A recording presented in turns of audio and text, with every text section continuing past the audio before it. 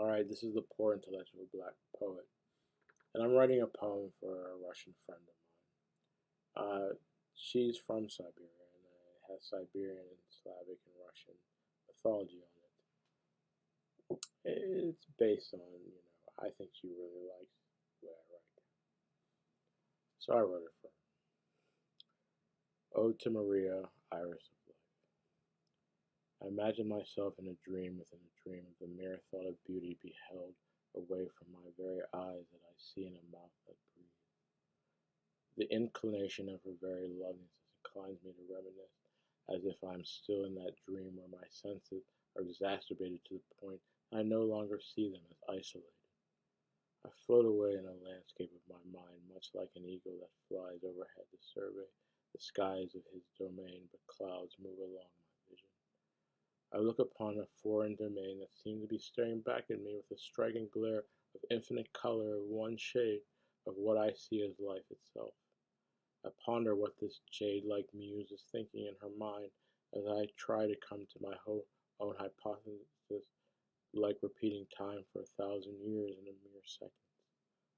I see through the eyes of a goshawk of Siberia that soars through their domain as it also ponders its own existence among the landscapes teeming with life. It reveals a Siberian forest on top of a plateau in the center of an endless tundra of frozen white shimmering snow as it is virgin, for no one has traversed through it for many years. The smooth exterior of the snow only tells half the story of the blanket glossy sclera, for it pales in the elevation of the circular forest it encompasses. The forest lies on a promontory, green location teeming with a plethora of wild, tall, robust pine trees, lying almost symmetrically in a curling fashion as if planted by an immortal. I transpose my thoughts as a vessel traversing aloofly in the endless forest with pine cones under my feet from the first winter as I look up in bewilderment, a plethora of wise trees that accentuate her mind. The sight of them is hindered by one glamorous blur of color, inevitable blizzard raining down beautiful snowflakes in a flurry as I pass through the murky clouds, watching individuals form. Each snowflake is like a dancer at a ballet, swirling gracefully and hindering my view, so that the color beyond the hue of white is pale green as the light of the sun shines on each flake. The frost cliff combined with the snow-tipped pine trees further exacerbates the colors in one, like a painter mixing on his palette in my viewpoint. Thoughts in the dream go further as the light from the goddess of the moon, Mesvat, whose worship in round dances enhances the light from the moon before dusk. You begin to be enchanted by the moonlight, reflecting and refracting a dreamy image as you ponder the forest spirit as light reflections dancing through the foliage being worshipped by this prodigious beauty.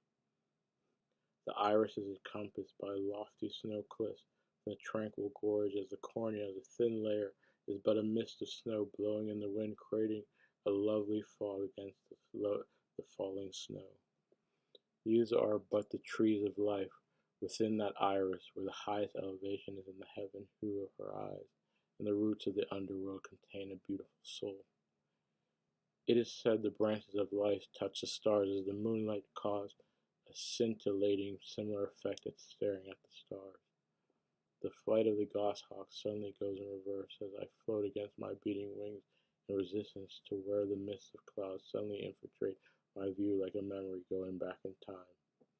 The plateau among the snow cliffs within the gorge has evaporated from my thoughts as if they were but snow fighting against spring's transitional warmth and heat. Maybe she simply closed her eyes for a moment and interrupted my dream, or am I still dreaming of the isolated, hidden Siberian forest on high among the clouds of the blizzard? This poem is okay. I hope she liked it.